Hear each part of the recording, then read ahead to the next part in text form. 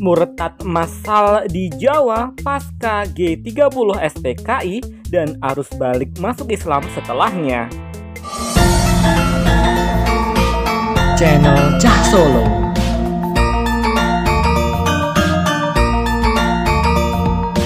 Bismillah, assalamualaikum guys, ketemu lagi dengan channel Cah Solo. Yuk guys, stigma dan persepsi amat buruk terkait komunisme berlangsung semenjak meletusnya peristiwa berdarah gerakan 30 SPKI pada tahun 1965. Generalisir komunis sama dengan ateis semakin merambat di kalangan masyarakat sehingga memicu kebencian terhadap para kader dan simpatisan PKI. Imbasnya fatal, ratusan ribu orang di Jawa murtad dari Islam abangan ke Kristen, Katolik, Hindu ataupun Buddha. Pada tingkat nasional bahkan agama Kristen dan Katolik menuai hampir 2 juta orang pemeluk baru pasca tahun 1965.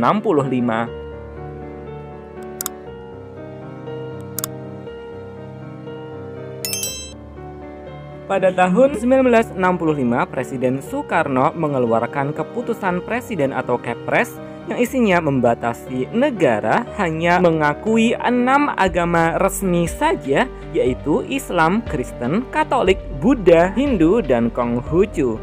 Hal ini salah satunya bertujuan untuk membatasi aliran-aliran kepercayaan yang tumbuh di Indonesia yang dianggap bisa menodai agama-agama yang ada di Indonesia. Kemudian di tahun 1965 pula terjadilah peristiwa gerakan 30 September atau G30 SPKI yang mana Partai Komunis Indonesia atau PKI dituduh berada di belakangnya. Sejak itu para anggota dan simpatisan PKI diburu dan dibunuh oleh aparat negara dan laskar-laskar sipil.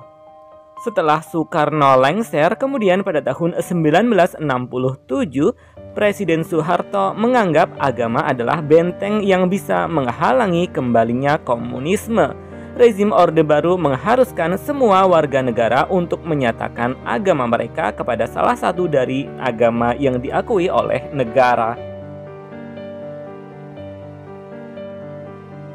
Aksi-aksi kampanye yang provokatif dan tindakan-tindakan yang konfrontatif yang dilakukan oleh PKI kepada lawan-lawan politiknya pada masa Orde Lama sebelum 65 membuat para simpatisan dan kader-kader PKI menuai hal yang tidak mengenakan pasca pemberontakan yang gagal yang dilakukan oleh PKI pada tahun 1965.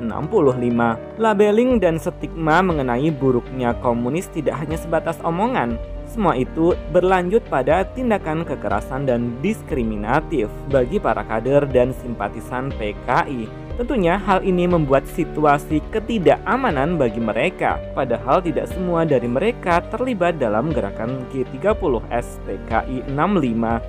Sentimen dan perlakuan buruk dari golongan muslim yang memberantas PKI dan juga pemerintah Orde Baru kala itu menyebabkan banyak dari kader dan simpatisan PKI mengambil aman dengan cara berpindah agama ke agama Kristen, Katolik, Hindu ataupun Buddha karena hal itu dirasa sangat menjamin keamanan hidup mereka. Bila pada tahun 60 jumlah penduduk Kristen di Pulau Jawa hanya sekitar 96.000 orang saja, pada tahun 71 jumlah umat Kristen di Pulau Jawa mencapai 311.000 orang. Peningkatan jumlah umat Kristen terbesar terjadi pada tahun 1965 hingga 1967. Pasca G30S, jumlah penduduk Kristen dan Katolik memang meningkat sangat pesat. Pada bulan Juli hingga Agustus tahun 1966, Gereja Kristen Jawa Timur membaptis 10.000 orang pemeluk baru. Pada tahun 1966 hingga 67, pemeluk Katolik di Indonesia meningkat 7,45%. Di Sumatera Utara, Gereja Protestan Batak Karo membaptis lebih dari 26.000 orang pemeluk baru pada tahun itu. Sementara itu antara tahun 60 hingga tahun 65, anggota Gereja Baptis Indonesia meningkat sekitar 3 kali lipat. Tidak hanya pemeluk Kristen dan Katolik yang meningkat, bahkan di Pulau Jawa banyak pula orang yang berpindah dari Islam Abangan ke agama Hindu dan Buddha. Padahal kedua agama itu sudah lama tidak eksis di tengah masyarakat, meskipun di Jawa banyak peninggalan Hindu dan Buddha dari masa lampau. Ada 3 faktor yang membuat masyarakat Muslim Abangan di Jawa dan Indonesia murtad massal ke agama lain pasca peristiwa pemberontakan G30S PKI. Pertama adalah faktor reaksi berlebihan dari kalangan Muslim. Pasca G30S memang terjadi reaksi yang terlampau berlebihan dari sebagian golongan Muslim. Mereka begitu diskriminatif terhadap para Muslim Abangan yang menjadi kader ataupun simpatisan PKI. Mereka banyak yang sangat dikucilkan meskipun tidak semua dari mereka terlibat pada jaringan komunis. Akibatnya banyak dari mantan kader dan simpatisan PKI itu pun merasa terlindungi secara politik dan spiritual kepada gereja-gereja yang membuka pintu lebar-lebar untuk mereka. Kedua, faktor perlindungan. Gereja-gereja mewadahi orang-orang yang terdampak oleh kekerasan dan diskriminasi akibat tertuduh sebagai PKI dengan menjamin perlindungan sebesar-besarnya kepada mereka. Dari sana tumbuh rasa simpati para korban untuk beralih agama kepada agama Kristen, baik Katolik maupun Protestan. Ketiga, faktor pelayanan. Pihak gereja memberikan fasilitas bantuan kesehatan, pendidikan, dan berbagai kebutuhan hidup yang ada, sehingga tak heran perihal demikian mendorong masifnya proses kristenisasi pribumi pada periode pasca G30S PKI pada tahun 1965. Dari faktor-faktor tersebut, jumlah umat Kristen meningkat pesat, bahkan gereja-gereja sampai kewalahan menghadapi meluapnya jumlah jemaat yang baru. Hingga tahun ke-6 setelah G30S PKI diperkirakan ada 2,8 juta orang berpindah agama menjadi Kristen, khususnya di Jawa, Nusa Tenggara Timur, dan Sumatera Utara.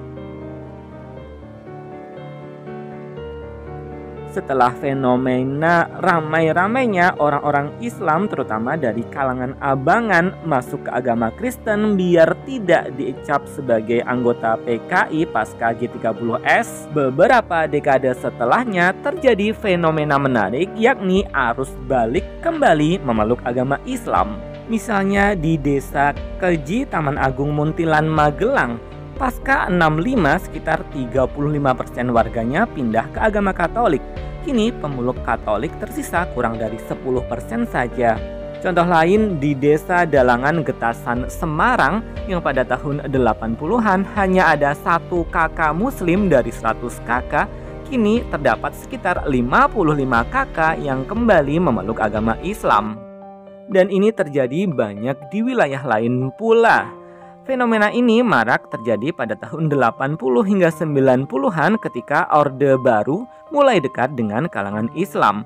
Saat itu penetrasi dakwah Muhammadiyah, NU, dan MTA mulai masuk sampai ke basis-basis Abangan. Lalu gerakan-gerakan dakwah yang dilakukan oleh Muhammadiyah di Jawa Tengah dan Yogyakarta. Desa-desa bekas basis PKI di Klaten dan Jogja kemudian berhasil menjadi basis Muhammadiyah pada era sekarang. Proses dakwah yang masif yang dilakukan kepada kaum Abangan yang sebagian dari mereka adalah mantan anggota PKI sejak tahun 80-an membuat kaum Abangan semakin taat menjalankan syariat Islam. Dari santrinisasi kaum Abangan ternyata melebar kepada kaum Kristen Abangan. Mereka pun mulai akrab dengan kultur santri yang dibawa oleh para santri mantan Abangan ini. Akhirnya mereka mulai menemukan benang merah kultur Abangan dengan agama Islam. Sebab kultur Abangan itu sesungguhnya adalah wujud Jawanisasi dari nilai-nilai keislaman. Di antara alasan mantan simpatisan PKI dan keluarganya kembali memeluk Islam adalah kenangan Islam di masa kecil mereka, dogmatisme Kristen yang seringkali melarang banyak jemaatnya untuk bertanya mendalam soal ketuhanan karena alasan perkawinan dan juga karena alasan pergaulan.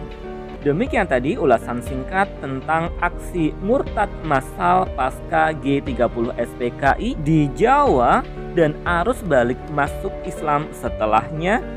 Wallahu a'lam bishawab. Alhamdulillah. Terima kasih. Wassalamualaikum.